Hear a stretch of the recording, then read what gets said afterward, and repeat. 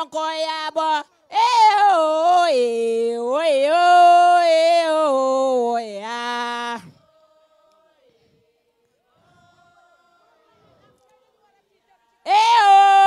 Sonko yabo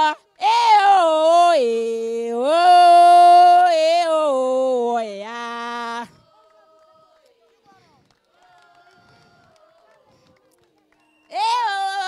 Sonko yabo ya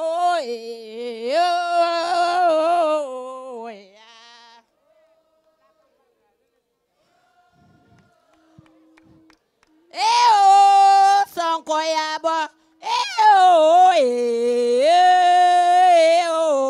ya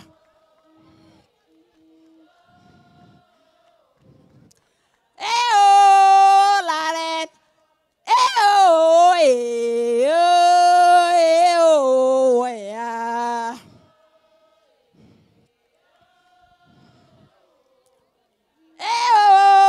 Sonko yabo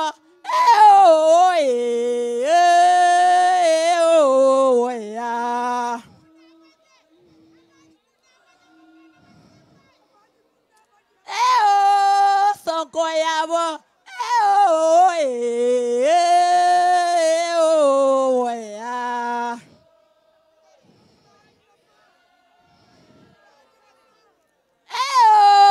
Sonko yabo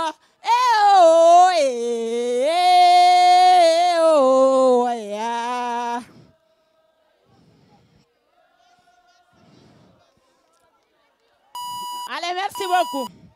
Ñaaji ko mi sen kati Diomaye. Diomaye non dana pare be buro Sénégal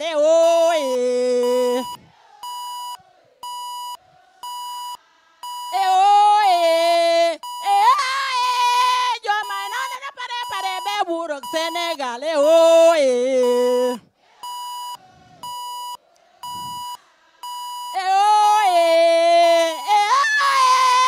Diomaye non dana pare be buro Sénégal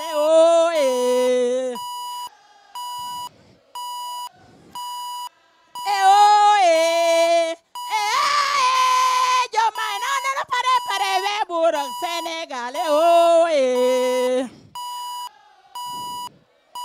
ça merci beaucoup rade njom ne safne ci peya mte kanu piane kajaborak mte kanem teulale juwe tous les femmes ban sacré njom ne safu mi brop ano sankare soni ka safo merci njomure safu mbi pe kala ko menya ano sanda jante majam ko fonya kande mi reja bote fony passe fe hew mamare duniye sanse buro iyo suma soko bikano du suma opposition le tulu kire yo torutolo yo Jamagen buga jamalen buga Senegal buro mano sanda jukororo ajola pana jukororo amandinda jukororo Senegal bena bopula passe fe hew mamare dunie sanse buro iyo suma soko bijikano do suma opposition le tulu kire yo torutolo yo jamangen buga jamalen buga Senegal buro mano sanda jukororo ajola ra jukororo amandina jukororo Senegal bena bopula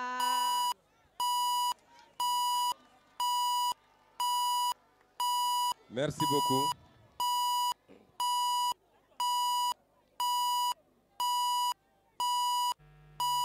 Merci beaucoup. Ziguinchor ni Saful. Kati Bignona koke. Ni jamude Bignona. Kati Oussouye. Muy juju powde kati Oussouye. Ni jamut. Kati Sichor.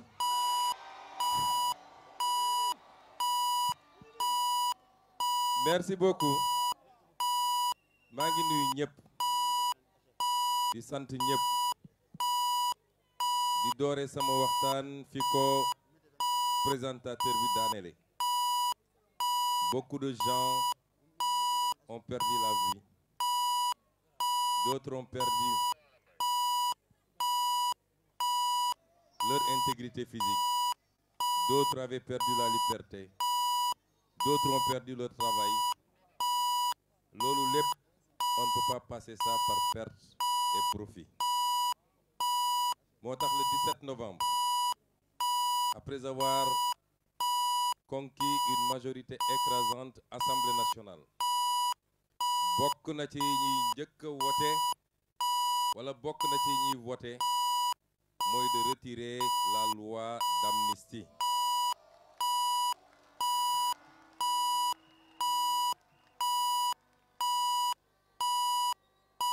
Impunité mënul am te bu dee dans une société les gens mën nañu làqatu ci gannaaw état pour utiliser les moyens d'état pour comploter contre les gens, pour tirer sur les gens, pour tuer des manifestants désarmés. Ñu pare na loolu yëpp nañ ko effacer comme si ça n'avait jamais existé. Loolu yàgg-yàgg dina xewaat ci dëkk bi kon moo tax pour que mu leer, parce que ces gens-là ils pensent que ils ont la mémoire très courte. Ils pensent que la loi d'amnistie c'est pour nous. Ñun soxlawuñu loi d'amnistie. Quand bi ñu yónnee ay nit ñu fekk ma à la prison de Cap Manuel proposer une loi d'amnistie, je leur ai dit qu'on n'a pas besoin de loi d'amnistie. Benn élément moo ñu intéressé woon mooy na xale yi ñu jàpp ci prison bi te yoruñu faa nekk ñu génne leen. Mais une loi d'amnistie qui crée l'impunité pour des assassins, ñun d'accord ñu ci. C'est pourquoi quand ils ont persisté, ma jox instruction notre groupe parlementaire. Si cette loi d'amnistie c'est pour libérer les jeunes de la prison, votez oui. Si c'est pour couvrir les crimes de sang, votez non. Tous les députés Pastef ont voté non à cette loi d'amnistie. Kon ñun laqatuwuñu ci gannaaw loi d'amnistie, on n'en a pas besoin. Et tous les dossiers qui sont sur la table de la justice nañ ko génne waat teg ko leeral ko ba mu set wicc ñu xam lan la ak kan la. Élection bi comme nag campagne bi dañu fas yéene def ko campagne thématique parce que politique li ñu def fii yëpp baax na. Il faut mu xumb, il faut de l'animation, il faut de la musique, il faut, mais avant tout politique c'est parler de ce qui va faire avancer le pays. C'est ça la politique. Mais avant de dire ce qu'on a prévu de faire pour le pôle Casamance, pour le pôle sud mooy pôle Casamance, dinaa dugal benn parenthèse bu ndaw, que tout le monde puisse nous comprendre et nous accompagner. Campagne électorale, campagne nationale, c'est très difficile. Nous sommes de 2017 à maintenant suñu 6e campagne nationale. Mais de 2022 à maintenant, nous sommes à la 4e campagne nationale. 2 campagnes nationales en 2022, 2 campagnes nationales en 2024, avec des écarts de 6 mois. Première campagne 2024, on est sorti de prison pour enchaîner une campagne en plein mois de Ramadan. Loolu suñ leen ko waxul ak suñ leen ko waxee dafa métti physiquement. Dafa métti ci ñun, dafa métti ci sécurité bi, dafa métti ci communicants yi, et c'est pourquoi il faut que nit ñi di ñu jàppale et qu'ils nous accompagnent. Au début de cette campagne dama ne woon le directeur de campagne qu'il faut que ñu liggéey pour rassembler les gens par pôle, de grands rassemblements où on délivre le message pour ce pôle.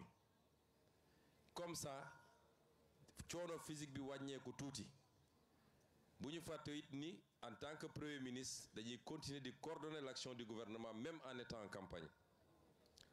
C'est pourquoi il faut qu'on accepte ce genre d'organisation rawatina nag dans les régions ou les départements yoo xam ne leer nañu gagné nañ fa bu yàgg parce que depuis des années toutes les élections qui se passent là-bas nous les gagnons largement et la région de Ziguinchor et c'est tout à votre honneur en fait partie kon il faut ñu économiser du temps pour consacrer ce temps à d'autres départements ou d'autres régions qu'on avait perdu lors de l'élection présidentielle parce que l'objectif c'est de gagner à défaut de tous les départements au moins 90% des départements.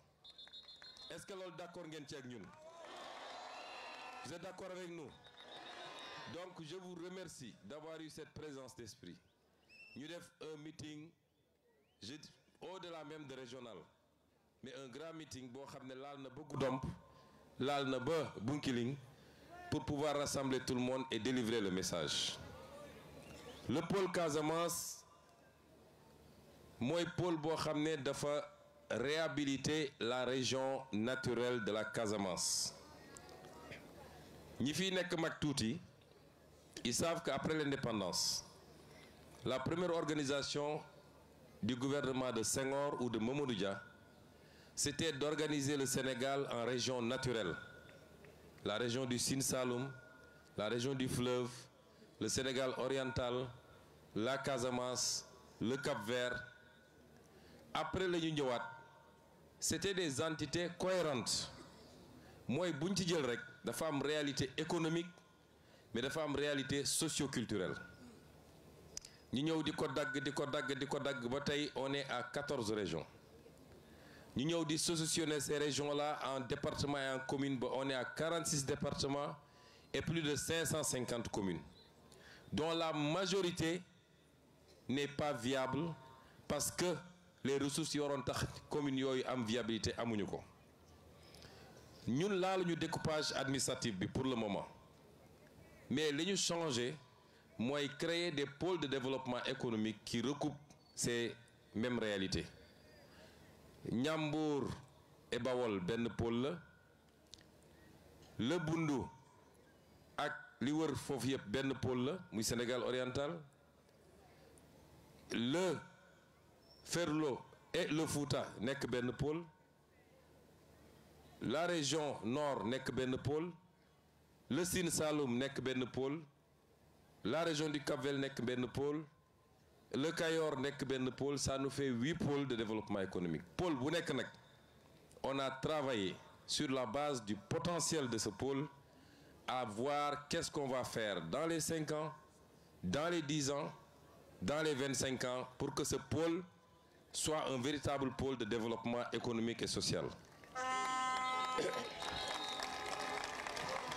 Le pôle Casamance tey booy xayma la population du pôle Casamance la région de Kolda la région de Sédhiou et la région de Ziguinchor c'est 2 300 000 habitants mais ñu xam ne en 2025 dinañu egg 5 400 000 habitants donc la population du pôle sera multipliée par plus de 2 par 2,4 évolution démographique boobu il faut ñu sóoraale ko ñu gis ni pôle bi ci pôle yi ñu gën a am pauvreté la bokk malgré tout le potentiel quand on classe les régions par pauvreté les 3 régions du sud ak Kédougou ak Tamba toujours ñooy nekk en tête de peloton alors que c'est les régions les mieux dotées par la nature dans tout le Sénégal 600 000 francs par tête d'habitant mooy PIB bi ñun nag ñu ne à l'horizon 2050 nous voulons multiplier ça par plus de 3 parce qu'il est question d'aller à 1 800 000 ou 2 millions de francs par tête d'habitant. C'est des régions où le taux d'emploi est très faible 13% de taux d'emploi fii soo ñëwee Ziguinchor les jeunes te disent à part Jakarta, on n'a presque rien à faire. Taux d'emploi de 13% ci yu gën a faible la ci Sénégal. Dans l'agenda de transformation bi ñu leen présenté, le pôle doit aller à 40% de taux d'emploi à l'horizon 2050. Mais comment on va faire ça? Lan mooy potentiel lu pôle bi? Parce que ay filières la ñuy développer. Si on doit regarder les filières, dafa mel ni pôle bi moo ëpp potentiel ci pôle yëpp en termes de filières. En Casamance, il y a la filière céréales.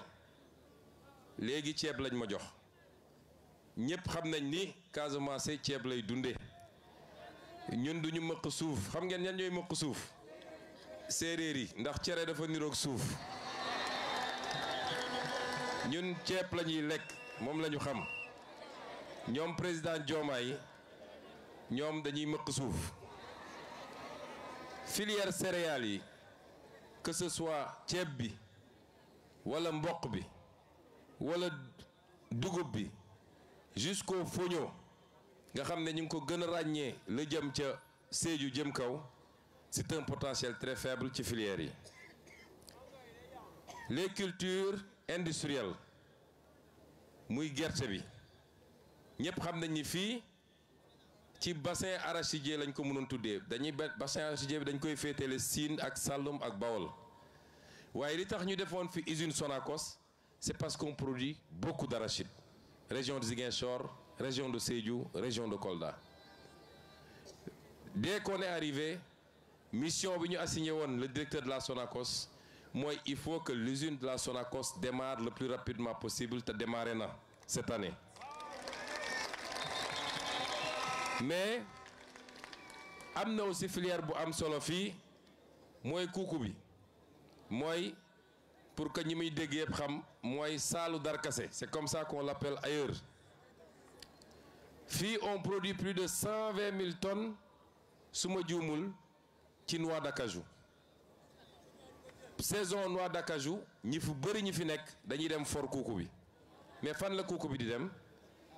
Indien ñoo koy jël exporter ko transformer ko seen dëkk dem jaayi ko Europe 4 fois 5 fois plus cher. Ce que nous voulons pour yooyu nga xam ne mooy les productions industrielles mooy lépp ñu transformer ko fii, créer des usines qui vont créer des emplois, ñu créer de la valeur ajoutée et c'est comme ça qu'on construit un développement. Ñu am aussi filière arboricole, les mangues. su ñuy wax Sénégal foo taxaw soo nee mango rek dañ la naan Casamance foo toog rek dañ la naan Casamance mais mango yooyu la cay yàqu ci àll bi yéen xam ngeen ni bëri na et ce n'est pas normal. Les mangues, les agrumes, les produits forestiers ligneux comme non ligneux madd bi gis ngeen ni yaa 3 mois ci gannaaw homologué nañu le madd Casamance au niveau international. Tool bi te yooyu yëpp fii la am Casamance doo ko fekk Dakar doo ko fekk Saint-Louis doo ko fekk feneen ak feneen. Man j'aime bien ces zones là waaye soo fa demee si dem nga fay fekk ak sump ñoom de ceefal donc fii ngay fekk yooyu yëpp te mu fi yàqu. Notre volonté c'est de transformer tout ça ici en Casamance et vous allez voir avec l'agropole yàgg naa wax ni l'une des rares politiques que je trouve pertinente ci régime bi fi nekkoon mooy les agropoles.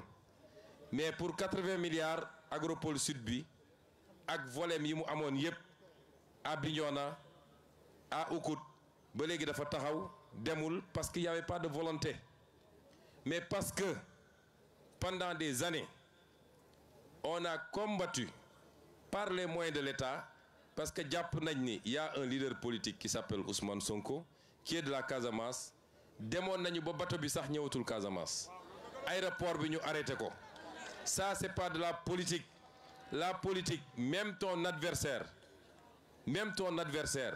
s'il est maire d'une ville, la nga xam ne dafa war a dem ci ville boobu da nga ko koy jox parce que dans cette ville nu mu tuuti am na quelques Ziguinchorois qui ont voté pour Macky Sall et donc retard yi ñu am yépp ba ci agropole bi loolu moo ko andi aéroport bi que nous comptons ouvrir au plus tard en début janvier mais jàpp naa ni fii ak décembre dinañ ko ubbi parce qu'on a fait ce qu'il fallait en termes de mobilisation des ressources warul woon yàggee nii et pire encore l'aéroport de Tobor nga xam ne moo waroon tax ñu arrêté aéroport bi il l'avait arrêté pendant toutes ces années-là fii am na la filière halieutique parce que on a l'océan ici mais am nañu aussi des fleuves et des bras de fleuves fii dëkku napp la ñun bi ñuy nekk xale fii Amergé Socé-Sall y avait beaucoup d'usines de pêche yooyu yëpp pratiquement arrêté na muy filière bu am solo mais y a la filière touristique capacité bi ñu am fii tourisme balnéaire Cap Skirring waaye aussi Abéné ak Kafountine ñëpp xam nañ ne am nañ capacité bu rëy et aujourd'hui déjà la caisse de dépôt et de consignation nga xam ne ki ko jiite mooy directeur de campagne bi monsieur Fadilou Keita ma bëgg ngeen tàccil ma ko la caisse de dépôt et de consignation ak SAPCO bi nga xam ne Serigne Mboup pas Serigne Mboup politicien wala homme d'affaires mais Serigne Mboup bële am na ay programme ñuy taxawal pour que plus tôt et le plus rapidement possible ñu lancer le programme touristique pour la zone Abéné Kafountine mais tout en relançant également le programme touristique bi nga xam ne mooy bu Cap Skirring tourisme balnéaire mais écotourisme aussi parce que ku wax Casamance wax nature wax la forêt wax yeneen ak yeneen ak yeneen yooyu yëpp muy ay programme yoo xam ne ñu bëgg a taxawal la ci 5 ans yi lancé ko mais am na loo xam ne ci 10 ans lañ koy def mais sur le plan logistique dinañu yeggali dans quelques semaines ou quelques mois le tronçon bi nga xam ne mooy permettre nga jóge Gambie ba dugg Guinée-Bissau te mu yéexoon trop on va le faire le second pont de Ziguinchor def nañu appel d'offre bi ba ñu ngi ci sélection wu entreprise yi ko war a def ça veut dire quoi depuis Tobor avec fi ñu jaar ci rang-rang bi yëpp on ne touche pas au pont bi fi nekk nii on fait un autre pont qui contourne et qui va entrer par Goumel et qui va créer des infrastructures secondaires j'insiste ci côté bi parce que su ma demee Kolda j'expliquerai li jëm ci côté boobu sur la vallée de l'Anambé sur l'agriculture sur l'élevage ak yu demee noonu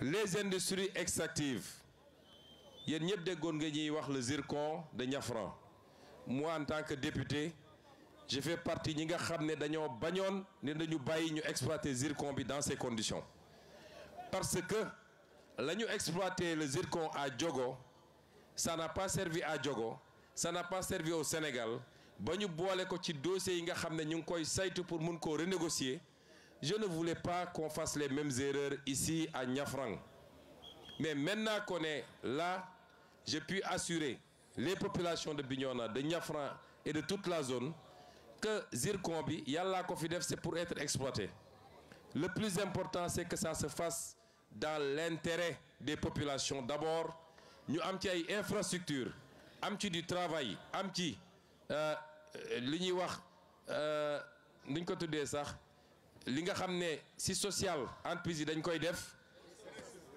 RSE ñu am ko ci ba mu mat sëkk c'est comme ça qu'on veut gérer les ressources naturelles mais le pétrole aussi bi nga xam ne suñu diggante Guinée-Bissau ñu koy le pétrole du Domflor ñu war koo mën a exploiter comme ni ñu commencé exploiter le pétrole de Sangomar mun a am fii des plateformes qui nous permettent à terre de faire beaucoup de choses boobu tam bokk na ci troisième point ou quatrième point sur infrastructure yi mooy le port industriel de Gnikin parce que le port de Ziguinchor c'est un port fluvial port fluvial la chaque fois nga war a def dragage am na ay bateau yoo xam ne su eggee benn niveau tirant d'eau mënul dugg Ziguinchor mais là-bas après Pointe-Georges Pointe Saint-Georges fi ñuy wax Nikine on peut avoir là-bas et on va mettre là-bas un deuxième port industriel parce que ce qu'on veut avec les pôles frontaliers mooy les pôles frontaliers dafa war a doon des points d'éclosion pour pouvoir capter les économies des pays environnants te loolu port baax na ci. Le 5e point d'infrastructure mooy le chemin de fer à partir de Tambacounda bu ñu war a andi jusqu'à Ziguinchor jusqu'à Nikine pour mun a alimenter également le transport des fruits, le transport de tout ce qu'on produit dans la zone. Lii lenn la ci pôle bi parce que je vous ai dit que le deuxième aspect du pôle on va le traiter à Kolda. Mais ce que je voudrais dire c'est que lii lépp pour mu am il faut qu'on règle définitivement la question de la paix. Fu amul jàmm munoo fa tabax. Donc quand on est arrivé notre première préoccupation c'était d'en finir définitivement. Dégg ngeen j'ai annoncé le plan Diomaye pour la Casamance. C'est un plan pour la paix, c'est un plan pour le développement, c'est un plan pour l'économie et c'est un plan pour le social. Les populations sont en train de rentrer et de retrouver leur village. Mais loolu il faut ñu accompagner ko par le déminage d'abord parce que ñun on a grandi ici mais ñu bëri ñemeetuñu dugg ci àll bi parce qu'ils ont peur de sauter sur une mine. La paix c'est quelque chose qu'on construit mais même boo demee ba am paix la guerre laisse toujours des séquelles. Mun nga pare ba am jàmm des années plus tard les gens vont continuer à sauter sur des mines. Nous ne voulons plus que des gens sautent sur des mines et c'est pourquoi le programme de déminage humanitaire qu'on n'a jamais arrêté mais qu'on va accélérer à partir du début 2025 pour que aucun centimètre carré de la Casamance ñu bañ fa bàyyi une mine qui peut nuire à une personne ou à une bête. Loolu yëpp dañ koy régler définitivement. Nous accompagnons les populations pour ñu dellu dans leur village. C'est pourquoi pour cette année dans le plan Diomaye pour le Sénégal on a déjà débloqué une enveloppe de 15 milliards boo xam ne c'est uniquement pour accompagner parce qu'il faut reconstruire les écoles, il faut remettre des forages, etc. Et l'année prochaine muy doon suñu premier budget parce que actuellement on est en train d'accompagner et de finir le budget. On va provisionner une enveloppe consistante avec l'ANRAC comme maître d'œuvre délégué, avec l'ANRAC comme superviseur et comme avec l'armée comme maître délégué pour que ñu def les infrastructures, les pistes, les routes, les forages, l'éclairage, tout ce qu'il faut pour que les gens puissent rentrer chez eux et commencer à travailler comme ils le faisaient. Mais quand je parle de paix, je veux qu'on nous comprenne. La paix n'est pas encore définitive en Casamance. Tant qu'il y aura des groupes, nous tuuti, qui ont encore des armes et qui sont dans telle ou telle portion du territoire ou dans les pays environnants, la paix n'est pas acquise. La paix, mooy képp ku yoroon ngànnaay ñu waxtaan ak yow ba nga génn déposer ko dans un consensus boo xam ne y a ni vainqueur ni vaincu. C'est le Sénégal qui gagne parce qu'il n'est plus question qu'un seul fils de ce pays perde la vie, moo xam du côté de l'armée, moo xam de l'autre côté. Il faut qu'on en finisse. Et c'est pourquoi je rends un vibrant hommage à l'armée nationale du Sénégal qui, pendant des années, a veillé à ce que l'intégrité territoriale soit sauve. Armée boobu soxlaatuñu ko pour ñu jàkkaarloo entre Sénégalais. Nous avons d'autres priorités en matière de sécurité. Xam ngeen insécurité bu am dans toute la sous-région. aujourd'hui la priorité c'est l'est du Sénégal, c'est la Falémé, pour que nit yu nekk ci yeneen côté bañ a mun a traverser avec des armes pour venir faire du terrorisme au Sénégal. C'est là où on a besoin de notre armée. Et c'est pourquoi li ma waxoon en 2019 lors de notre meeting de Bignona, j'avais dit si je suis élu man maay dem fekki ñi ne ci biir àll bi, parce que c'est mes papas, c'est mes neveux, c'est mes cousins, c'est mes frères, man maa leen dem fekki jàpp seen loxo génne leen. Nous sommes en train de travailler à ça avec le président Diomaye. dafa am loo xam ne boo koy liggéey doo ko wax ci kaw, mais on y travaille et la réceptivité est parfaite des deux côtés. Inch'Allah, nous y arriverons pour que cette affaire ne soit qu'un souvenir, tout douloureux soit-il, mais ñu fàtte ko sul ko jublu ci defar Casamance. Mais je voudrais mettre en garde également, parce qu'il y a des apprentis politiciens yu jàpp ni ci problème mu Casamance bi la ñu war a defee seen politique. Je veux les mettre en garde. am na ñu taxaw ne am na tel général c'est parce que dafa doon def liggéey bu baax en Casamance moo tax ñu sanctionné ko patati patata. di def allusion que Ousmane Sonko, puisqu'il est originaire de la Casamance, il veut affaiblir l'armée pour que les gens qui sont là-bas puissent reprendre de la force. bu dee am nañu fit, on a pris toutes les dispositions. Les questions qui relèvent de la sécurité nationale duñ ko foowee. bu dee ñoom am nañu fit nañu génnaat ñu wax lu mel noonu ñu xool ndax ils n'iront pas en prison.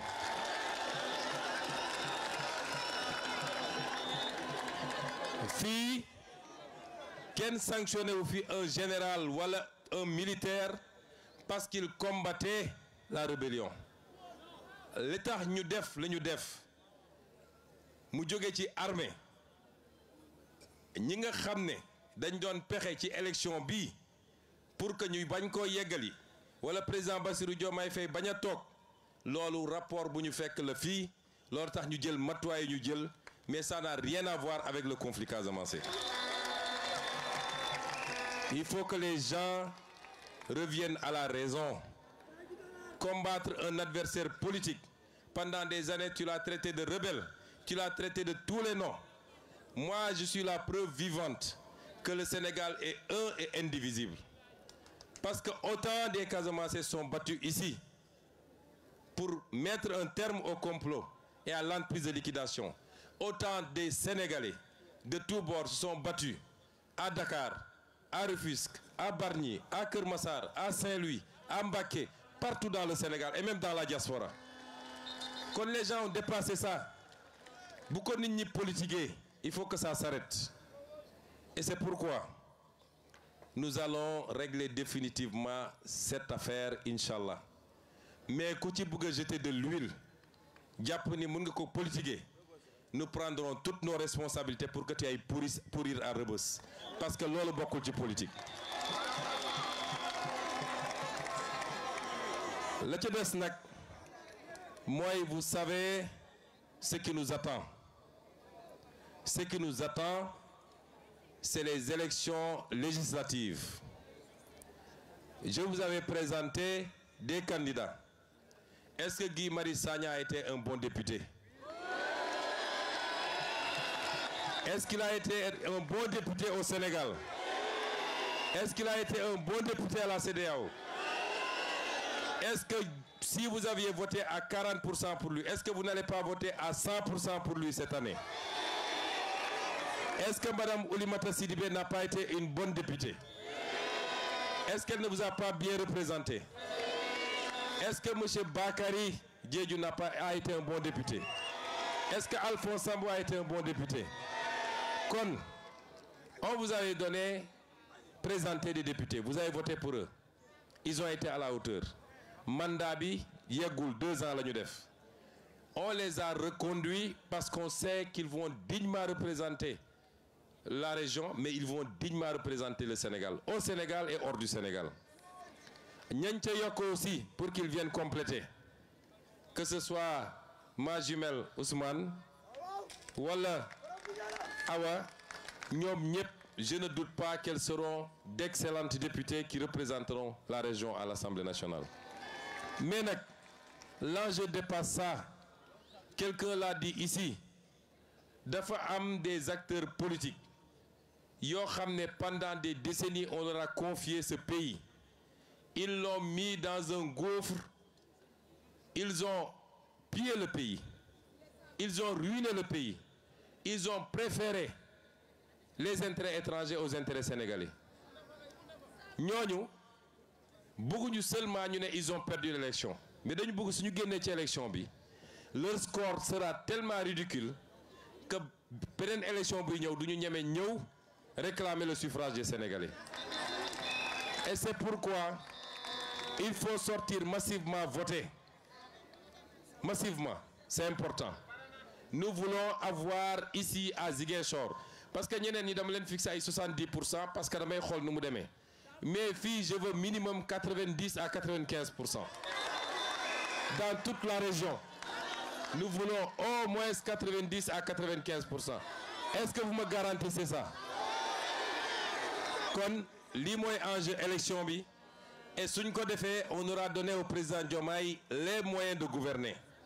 On m'aura donné moi en tant que Premier ministre du Sénégal les moyens de dérouler le programme. En ce moment, tout ce que j'ai lu ici, dans 4 ans et demi, ñu wara dem ci élection. Je reviendrai ici et je vous dirai est-ce que amna luñ ci def lu am solo ou pas et vous apprécierez. C'est comme ça que fonctionne la démocratie. J'avais oublié un point. Quand je parlais de la question de la paix, yéen ñëpp dégg ngeen temps yi un livre bu ñu bind. Ñu ne c'est une Française qui a écrit ça. On en a discuté avec le président Diomaye. Ce livre-là, personne n'en fera la promotion ici au Sénégal. Si cette Française veut écrire, elle n'a qu'à aller écrire sur la Corse qui demande son indépendance à la France. Elle n'a qu'à aller écrire sur la Nouvelle-Calédonie qui réclame son indépendance. Mais elle n'a pas à écrire sur le Sénégal. Et je veux dire à la France, je ne sais pas qu'est-ce qu'il y a derrière cette affaire. Parce que la France avait témoigné dans les années 90 avec Jacques Charpy en clarifiant la question de l'appartenance totale et intégrante de la Casamance au Sénégal. Maintenant qu'il y a un régime, comme je l'ai toujours dit, qui n'est pas anti-français, qui est pro-sénégalais, simplement. Un régime qui dit nous voulons notre souveraineté. Nous n'accepterons plus d'être des valets de qui que ce soit. On nous sort un livre et puisqu'ils ne peuvent pas revenir sur leur témoignage, ils ne peuvent plus parler d'indépendance, ils glissent sur la notion d'autonomie. On ne veut pas d'autonomie. Ce n'est pas ça la question. Nous sommes un État unitaire, du nord au sud, de l'est à l'ouest. Les mêmes réalités vont s'appliquer sur chaque portion du territoire national. Et ce livre-là ne sera pas autorisé au Sénégal, ne sera pas commercialisé au Sénégal, parce que nous avons des gens de Djogé avec un projet de déstabilisation pour venir nous parler de ce qui nous concerne, nous, Sénégalais.